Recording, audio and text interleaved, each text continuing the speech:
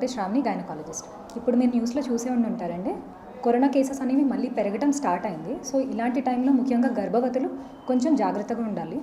బయటకు వెళ్ళేటప్పుడు ముఖ్యంగా హాస్పిటల్ విజిట్స్ అనేవి మీరు చేసుకున్నప్పుడు మాస్క్ అనేది తప్పనిసరిగా ధరించండి.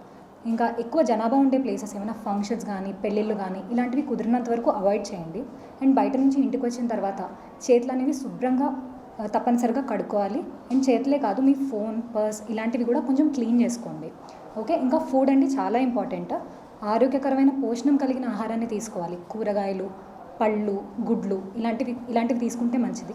ఇంకా డాక్టర్స్కి రెగ్యులర్ చెకప్స్, కన్సల్టేషన్కి మాత్రం తప్పనిసరిగా వెళ్ళండి. ఎప్పుడైనా మీకు జ్వరం లేదా దగ్గు వచ్చిందంటే వెంటనే భయపడిపోకండి, మీ డాక్టర్ని సంప్రదించండి. సరైన జాగ్రత్తలు తీసుకుంటే కనుక మీరు, మీ బిడ్డ ఇద్దరు క్షేమంగా ఉంటారు. నమస్తే అండి, నేను మీ doctor Chakradhar, consultant general physician from Sankalpa hospital. కోవిడ్-19 అనేది మనకి 2020-2019లో దానివల్ల జరిగిన ప్రాణ నష్టం మనకు తెలిసిందే. మళ్ళీ రీసెంట్గా ఒక 1 month బ్యాక్ కేసెస్ డిటెక్ట్ అవుతున్నాయి. ఎస్పెషల్లీ ఇప్పుడు చైనాలో, జపాన్లో కేసెస్ వేలల్లో డిటెక్ట్ అవ్వడం జరిగింది. మన ముంబైలో కూడా ఆల్మోస్ట్ 7 అడ్మిట్ అయ్యి అందులో 5 మరణించడం జరిగింది.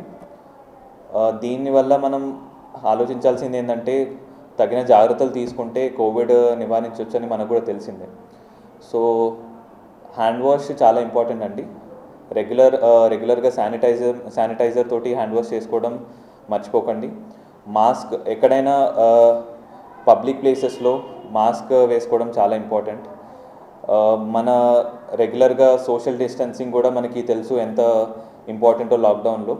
సో అంతవరకు రాకుండా మనం చూసుకోవాలంటే మనం ఈ హ్యాండ్ వాష్ అనేది, శానిటైజింగ్ అనేది, సోషల్ డిస్టెన్సింగ్ అనేది, ఇంకా రెగ్యులర్గా మన బీపీ, షుగర్, ఇంకా కార్డియాక్ ప్రాబ్లమ్స్ వీళ్ళందరూ కూడా జాగ్రత్తగా హెల్త్ చెకప్స్ చేసుకొని రెగ్యులర్గా మెడికేషన్ అది తీసుకోవడం అండ్ ఇలాంటి సోషల్ డిస్టెన్సింగ్ పాటించడం చాలా ఇంపార్టెంట్. దానివల్ల మనం కోవిడ్ని మ్యాక్సిమం కంట్రోల్లో చేయడం జరుగుతుంది. సో అది అంత సివియర్ కాకుండా మనం ముందుగానే దాన్ని నివారించవచ్చు. డైట్ అనేది చాలా ఇంపార్టెంట్ అండి. మనకి కోవిడ్లో మనం చూస్తే విటమిన్ సి రిచ్ డైట్స్ మనకి అప్పట్లో చాలా ఫేమస్ అయినాయి. సో అందులో భాగంగా మోస్ట్ ఆఫ్ ఇమ్యూనిటీ పెంచుకోవడానికి మనం ఫ్రూట్స్ ఎక్కువ తీసుకోవడం చాలా ఇంపార్టెంట్ మన డైలీ లైఫ్లో. అండ్ ఇంకోటి, చాలా వరకు ఇమ్యూనిటీ తక్కువ ఉన్న పేషెంట్స్లో కూడా మనకి హై ప్రోటీన్ డైట్ అనేది చాలా ఇంపార్టెంట్. హై ప్రోటీన్ డైట్ అంటే మనము ఎగ్ వైట్స్ తీసుకోవడం, ఇంకా బీన్స్, లేకపోతే ఈ ఫైబర్ రిచ్ ఉన్న foods and green leafy vegetables అంటే ఆకుకూరలు అవి తీసుకోవడం చాలా ఇంపార్టెంట్. మనం సీజన్ని బట్టి ఫ్రూట్స్ తీసుకోవడం కూడా చాలా ఇంపార్టెంట్. ఇంకోటి, డయాబెటీస్ ఉన్నవాళ్ళు మన జనరల్గా రైస్ తక్కువ చేయడం, ఇలాంటివి డయాబెటిక్ డైట్ సపరేట్గా దొరుకుతుందండి. జొన్నలు, రాగులు అవి తీసుకోవడం. ఇంకా హైపర్ టెన్షన్ ఉన్న వాళ్ళు సాల్ట్ తక్కువ చేయడం. సో ఇవన్నీ రెగ్యులర్ డైట్తో పాటు కోవిడ్కి స్పెషల్గా మనకి ఇమ్యూనిటీ పెంచడానికి రెగ్యులర్ సీజనల్ ఫ్రూట్స్ ఒకటి, మనకి దాంతోపాటు విటమిన్ సి రిచ్ ఉన్న ఫ్రూట్స్, బత్తాయిలు కానీ నిమ్మరసాలు అలాంటివి తీసుకోవచ్చు. ఇంకోటి, లివర్ ప్రొటెక్టివ్స్ కూడా చాలా ఎక్కువ ఉన్నాయండి, అవి కూడా మనం రెగ్యులర్గా తీసుకోవచ్చు. సో ఈ చిన్న డైట్ మనం ఫాలో అయితే మన ఇమ్యూనిటీని మనం కంట్రోల్లో పెట్టుకోవచ్చు. దాన్ని బట్టి మనం కోవిడ్ని కూడా నివారించవచ్చు అని చెప్తాం. Again, eat healthy, stay healthy, stay safe, stay healthy. నమస్తే అండి, నేను మీ డాక్టర్ శ్రీకాంత్ వర్మ, యాదమ్మ హాస్పిటల్, నల్గొండ. అయితే ఇప్పుడు గత కొన్ని రోజులుగా మనము న్యూస్లో చూస్తున్నాము, కోవిడ్ కేసెస్ అనేవి పెరుగుతున్నాయి, కరోనా మళ్ళీ వస్తుందని చెప్పేసి చాలామంది మన న్యూస్లో మనం చూస్తున్నాము. కాబట్టి మనం దాని గురించి భయభ్రాంతులు కావాల్సిన అవసరం లేదు. ఇప్పుడు కరోనా అనేది, కోవిడ్ అనేది ఎవ్రీ వర్షాకాలము, చలికాలంలో ప్రతి సంవత్సరం అనేది వస్తూనే ఉంటుంది. ఇది మామూలుగా దగ్గు, జలుబు మనకు ఎలాగైతే ఎవ్రీ సీజన్లో వస్తుందో అదేవిధంగా సీజనల్ ఫ్లూ అన్నట్టుగా ఇప్పుడు అంత మోర్టాలిటీ అనేది లేదు దీనికి. కాబట్టి జనము భయభ్రాంతులకు గురి కాకుండా ఈ కరోనా గురించి కొన్ని జాగ్రత్తలు తీసుకున్నట్లయితే మనం వాటిని నివారించవచ్చు. ముఖ్యంగా చేతులు శుభ్రంగా కడుక్కోవడము, బయటికి వెళ్ళినప్పుడు ఎక్కువ జనసమూహాల్లోకి వెళ్ళినప్పుడు మాస్క్ను ధరించడము, ఇలాంటివి ఖచ్చితంగా పాటించడం ద్వారా మనకు కరోనా సోకకుండా కాపాడుకోవచ్చు. అదేవిధంగా ఇంట్లో ఉన్నటువంటి వృద్ధుల విషయంలో వృద్ధులు కానీ చిన్నపిల్లలు కానీ ముఖ్యంగా డయాబెటిక్ కానీ ఇంకా డయాలసిస్ పేషెంట్స్ కానీ ఎవరైతే దీర్ఘకాలిక వ్యాధులతో బాధపడుతున్నారో వాళ్ళని కొద్దిగా జాగ్రత్తగా తీసుకోవాల్సిన అవసరం ఉంటుంది. ఎందుకంటే వాళ్ళలో రోగనిరోధక శక్తి తక్కువ ఉంటుంది కాబట్టి వాళ్ళకు కరోనా సోకినట్లయితే ఏదైనా మరణాలు అనేవి సంభవించే అవకాశాలు ఉంటుంది, కానీ చాలా తక్కువ మోర్టాలిటీ రేట్ అనేది ఉంటుంది. ముఖ్యంగా మనము బయటికి వెళ్ళినప్పుడు మాస్క్ను ధరించడము, బయట నుంచి ఇంటికి వచ్చిన తర్వాత చేతులను శుభ్రంగా కాలు చేతులు శుభ్రంగా కడుక్కోవడము లాంటివి చిన్న చిన్న పద్ధతులు మనం పాటించడం ద్వారా కరోనాని మనం రాకుండా మనం కాపాడుకోవచ్చు. కరోనా వచ్చినట్లయితే దానికి సంబంధించినటువంటి టెస్ట్ చేయించుకొని మనము దగ్గరలో ఉన్నటువంటి ఫిజిషియన్ని కలిసినట్లయితే వాళ్ళు దానికి సంబంధించిన మెడిసిన్ ఇవ్వడం జరుగుతుంది. కాబట్టి దీని గురించి భయభ్రాంతులు గురి కావాల్సిన అవసరం లేదు. ధన్యవాదాలు. హలో అండి, నేను doctor Rapol Anil Kumar, consultant in Sai Naisa hospital. ఇప్పుడు అందరూ కొంచెం ప్యానిక్ అవుతున్నారు. ఎందుకు అంటే మళ్ళీ కరోనా కేసెస్ వస్తున్నాయి, మళ్ళీ కేసెస్ పెరుగుతున్న భయంతో ఉంటున్నారు. కొన్ని కేసెస్ అయితే రికగ్నైజ్ అవుతున్నాయని మనకైతే తెలుస్తున్నాయి. అందరూ టెన్షన్ పడాల్సిన అయితే ఏమీ లేదు. ప్రాపర్గా మనం అందరికి తెలిసిందే, మాస్క్ కానీ శానిటైజర్ ఇది మెయింటైన్ చేసుకుంటే దానివల్ల అది రాకుండా మనం హెల్ప్. ఆల్రెడీ వ్యాక్సిన్ తీసుకున్నాం కాబట్టి to some extent will have a protection to corona అనమాట. కాబట్టి దీనికి మీరు చేయాల్సింది ఏంటి అంటే జస్ట్ మాస్క్ ఇది తీసుకొని శానిటైజేషన్ ఇది మెయింటైన్ చేస్తే సరిపోద్దండి. అనవసరంగా మనము కేసెస్ రాగానే ప్యానిక్ అయిపోయి టెన్షన్ పడడం అలాంటివి ఏం తీసుకోకండి. ఎందుకంటే ఆల్రెడీ మనకు ఒకసారి కరోనా వస్తే ట్రీట్మెంట్స్ ఇవన్నీ మనకి ఇప్పుడు ఐడియా ఉంది కాబట్టి దాన్ని బట్టే పేషెంట్ రికవరీ రేట్ అనేది కూడా ఉంటుంది. సో ఎవరైనా ఏం టెన్షన్ పడద్దు, proper mask, distance, hand sanitization ఒకటి మెయింటైన్ చేయండి. దాంతో మనకి మ్యాక్సిమం ఈ కరోనానే కాదు ఎలాంటి నిమోనియాలన్నా మనకి ప్రివెంట్ చేయొచ్చు మనం డిస్టెన్స్ కానీ మాస్క్ అన్నీ మెయింటైన్ చేయడం వల్ల. So corona is one kind of viral pneumonia అంతే అండి. పెద్దగా టెన్షన్ పడొద్దు. ప్రాపర్గా self care is more important, అది తీసుకుంటే సరిపోద్దండి. Thank you. నమస్కారం అండి, నా పేరు doctor Vithal Babu, MD general physician, Gandhi medical college assistant ప్రొఫెసర్గా చేశాను జనరల్ మెడిసిన్ డిపార్ట్మెంట్లో. ప్రస్తుతం గాంధీ మెడికల్ మన జాబ్ లేకుండా నల్గొండలో ప్రకాశం బజార్లో విఠల్ మల్టీ స్పెషాలిటీ హాస్పిటల్లో ప్రాక్టీస్ చేస్తున్నాను. అయితే ఈరోజు మనం ఐబీసీ ఛానల్ ద్వారా నల్గొండ ప్రజలకి కరోనా కొత్త వేరియంట్ గురించి డిస్కస్ చేద్దామని చెప్పడం కోసం జరిగింది. Corona JN1 new variant mutation virus ఇప్పుడు కొత్తగా వచ్చింది. ఇప్పుడు మనకి రాజస్థాన్, కర్ణాటక, మహారాష్ట్ర, ఢిల్లీలో కేసెస్ ఇంక్రీజ్ అవుతున్నాయి. ఎక్కువ కేరళలో రిపోర్ట్ అయ్యాయి. ఇప్పుడు దాదాపు 200-300 రిపోర్ట్ అయ్యాయి. అందులో ఒక 4 అయితే డెత్స్ అయ్యాయి.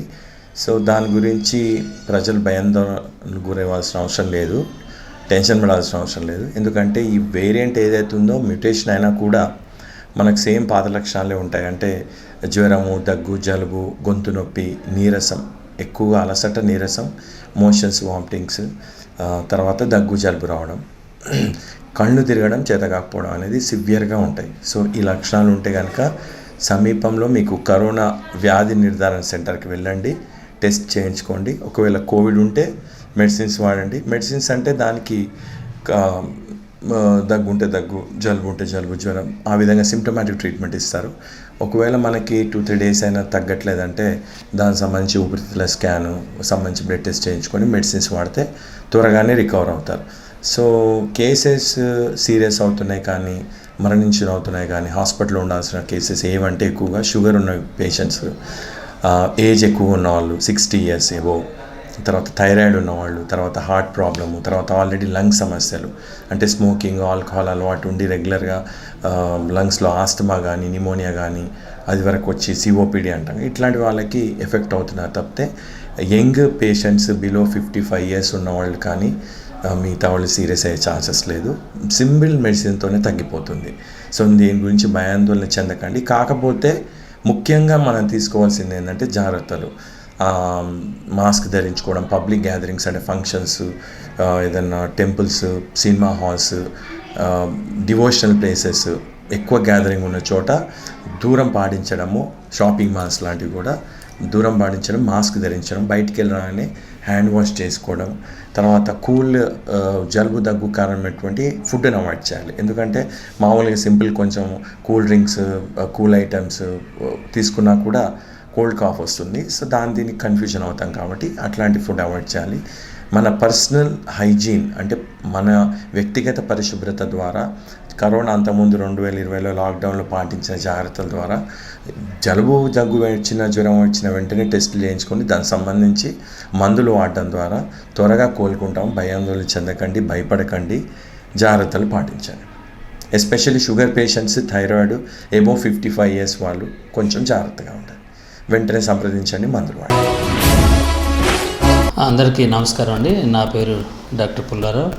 నేను ఐ స్పెషలిస్ట్ను, గవర్నమెంట్ సర్వీస్లో ఉన్నాను. అలాగే ఇండియన్ మెడికల్ అసోసియేషన్లో యాక్టివ్గా పనిచేస్తున్నాను. ముఖ్యంగా ప్రజలకు మరొకసారి హెచ్చరిక తెలియజేసే విధంగా కూడా మేము మాట్లాడుతున్నాము. మరి ఈరోజు చూసినట్లయితే ఫస్ట్ వేవ్ అనుకున్నాం, సెకండ్ వేవ్ అనుకున్నాం, మరి దానికి వ్యాక్సినేషన్స్, కరోనా వ్యాక్సిన్స్ కూడా వచ్చినాయి. మళ్ళీ ఉధృతమైన ఒక గవర్నమెంట్ అలర్ట్నెస్ కూడా వచ్చింది. అదేంటంటే కేరళలో, మహారాష్ట్రలో, ఢిల్లీలో కూడా కొన్ని కేసులు నమోదైనట్టు మన తెలంగాణ రాష్ట్రం కూడా చెబుతుంది. ఖచ్చితంగా ఇది ఊహించని పరిణామం. మరి ఈ సందర్భంగా తెలంగాణ రాష్ట్రంలో ఉన్న ప్రజలకు కూడా తెలియజేసేది, మళ్ళీ ఏదైతే జాగ్రత్తలు మనం ఫస్ట్ అండ్ సెకండ్ వేవ్లో తీసుకున్నామో ఖచ్చితంగా ప్రతి ఒక్కరూ మాస్కులు ధరించడం కానీ, సమూహాల దగ్గరికి వెళ్ళటం కొన్ని అది తగ్గించుకోవాలి.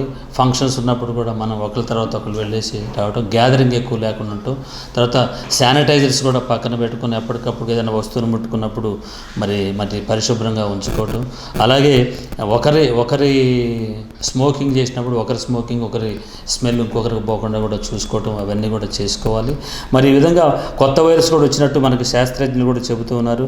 అది మ్యుటేటెడ్ వైరస్ అని దాని పేరు కూడా వచ్చింది మనకు NB181. అలాగే ఆ పేరు కూడా వచ్చింది. కాబట్టి సరే, వైరస్లు ఎప్పుడు కూడా పరిణామాలు చెందుతుంటాయి ఒక దశ నుంచి రెండో దశకు. తద్వారా మనకి కొత్త రకమైన సిమ్టమ్స్ మనం ఆల్రెడీ వ్యాక్సిన్ తీసుకున్నాం కాబట్టి ఎవ్వరు కూడా భయభ్రాంతులకు గురై మనకి ఏదైనా అవుతాయేమో, మన కుటుంబాలు మరణం జరుగుద్దామనే అపోహలకు మీరు వెళ్ళవకండి. ఓన్లీ థింగ్ ఏంటంటే పిల్లల్ని బయటికి వెళ్ళనీయకుండా, తర్వాత అందరూ కలిసిమెలిసి ఒక సినిమాలకు వెళ్లకుండా కూడా ఉంది. మరి పరిశుభ్రమైన వాతావరణంలో పరిశుభ్రతను ఖచ్చితంగా పాటించినట్లయితే ఈ యొక్క కరోనా ఏదైతే ఉందో ఆ మహమ్మారి నుంచి మనందరం కూడా కాపాడుకోవచ్చు అని చెప్పేసి మరి నేను ప్రజలందరూ కూడా తెలియజేస్తూ వస్తున్నాను. వ్యాక్సినేషన్ ఆల్రెడీ తీసుకున్నాం కాబట్టి ఎవరు కూడా అధైర్యపడవద్దు, స్ఫూర్తిని కోల్పోవద్దు అని చెప్పేసి మరొకసారి తెలియజేస్తున్నాను.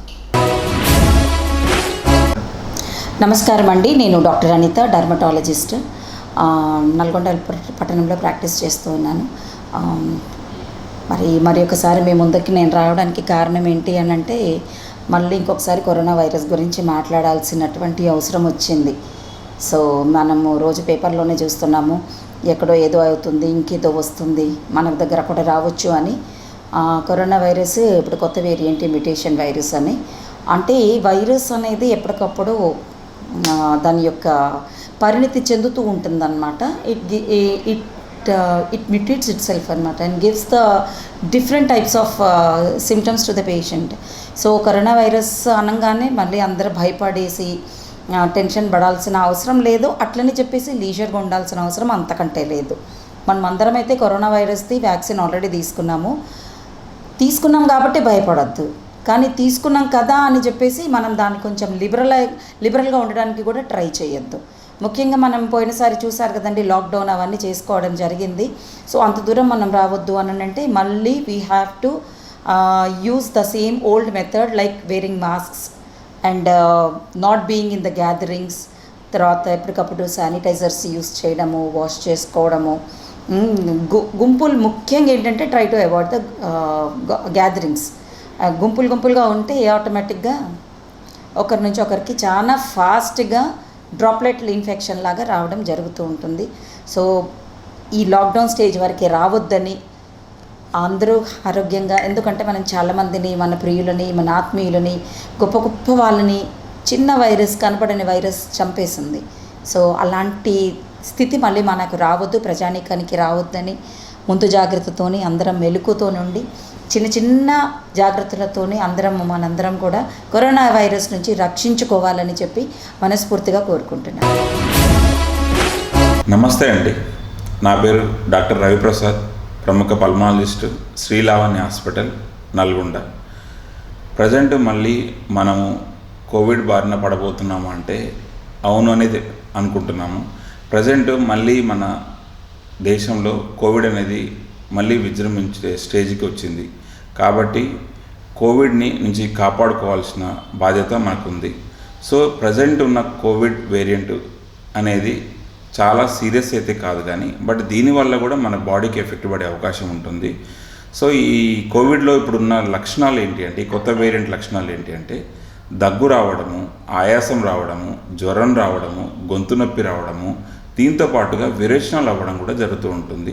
ఈ లక్షణాలు ఎవరికన్నా మీ ఇంట్లో కానీ మీ చుట్టుపక్కల ఉంటే వాళ్ళు ఎమ్మటే వెళ్ళి కోవిడ్ సెంటర్ కానీ లేదా ఎవరన్నా డాక్టర్ దగ్గరికి వెళ్ళి కానీ మీరు కోవిడ్ టెస్ట్ చేయించుకొని ఎర్లీ ట్రీట్మెంట్ తీసుకుంటే మీకు ఇబ్బంది లేకుండా ఉంటుంది.